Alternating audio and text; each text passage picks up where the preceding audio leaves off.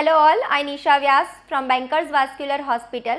આજે હું એક પેશન્ટની વાત કરીશ, વિનોદભાઈ પટેલ, જેમને છેલ્લા 5 વર્ષથી પાર્કિન્સન્સ ડિઝીઝ છે અને આર્થરાઇટિકલ પેઇન સ્ટેજ 4નું છે. એની માટે ઘણા ઓર્થોપેડિક ડૉક્ટર્સને એમને કન્સલ્ટ કર્યું, પણ ની રિપ્લેસમેન્ટ એ છેલ્લો ઓપ્શન બધા જ ડૉક્ટર્સે એમને એડવાઇસ કર્યો. But because of Parkinson's disease ની રિપ્લેસમેન્ટ ઓપ્શન એ પોસિબલ ન હતું. પેશન્ટ ઘણું જ તકલીફમાં હતું, ઘણું પેઇન એમને રહેતું હતું, રાત્રે ઊંઘ નથી આવતી, લપકારા મારતા હતા અને એમને બેન્કર્સ વાસ્ક્યુલર હોસ્પિટલનો સંપર્ક કર્યો અને જેનિક્યુલર આર્ટરી એમ્બોલાઇઝેશનથી ટ્રીટમેન્ટ લીધા પછી પેશન્ટને કેવો અનુભવ રહ્યો છે અને કેવો રિસ્પોન્ડ મળ્યો છે આ ટ્રીટમેન્ટથી, એ આપણે એમના સન સાથે વાત કરીને જાણીશું. નમસ્તે, મારું નામ ધવલ છે. મારા ફાધરનું નામ વિનોદભાઈ છે. મેડમે કીધું એમને 5 વર્ષથી પાર્કિન્સન છે અને છેલ્લા ઘણા ટાઈમથી એમને આર્થરાઇટિક પેઇન પણ છે.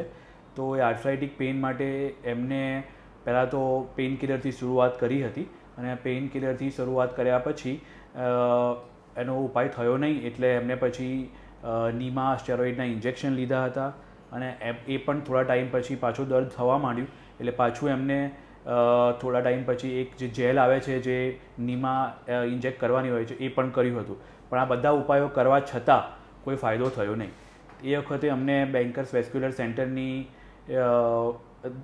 ખબર પડી અને કે અહીંયા એક ઓપ્શન છે અને પાર્કિન્સનના કારણે એમને કોઈ ટ્રીટમેન્ટ પોસિબલ નહોતી, તો અમે અહીંયા ડૉક્ટર મોહલ સરને મળ્યા અને એમને એડવાઇસ કર્યું કે અમે જીએ એમ્બોલાઇઝેશન પ્રોસેસ કરીએ. જે પ્રમાણે એમના સને કહ્યું કે એમને કઈ કઈ તકલીફો થતી હતી અને આજે અત્યારે ફોલોઅપ માટે આવ્યા છે.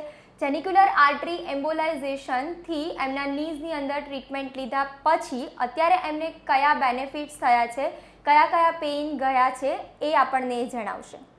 હા, તો એમના ફૂલ નીમાં પહેલાં પેઇન રહેતું હતું અને એ પેઇનના કારણે એમને ચાલવામાં ખૂબ જ તકલીફ પડતી હતી.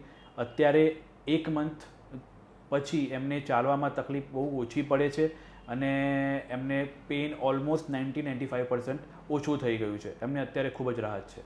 તમે ફ્રેન્ડ્સ અને ફેમિલીઝની અંદર આ ટ્રીટમેન્ટ લેવી જોઈએ એવું રેકમેન્ડ કરી શકો? 100% જેને તકલીફ છે એને આ ટ્રીટમેન્ટ લેવી જ જોઈએ. ઓપરેશન વગર આમાં પેઇન રિલીફ શક્ય બને છે. Thank you so much. Thank you.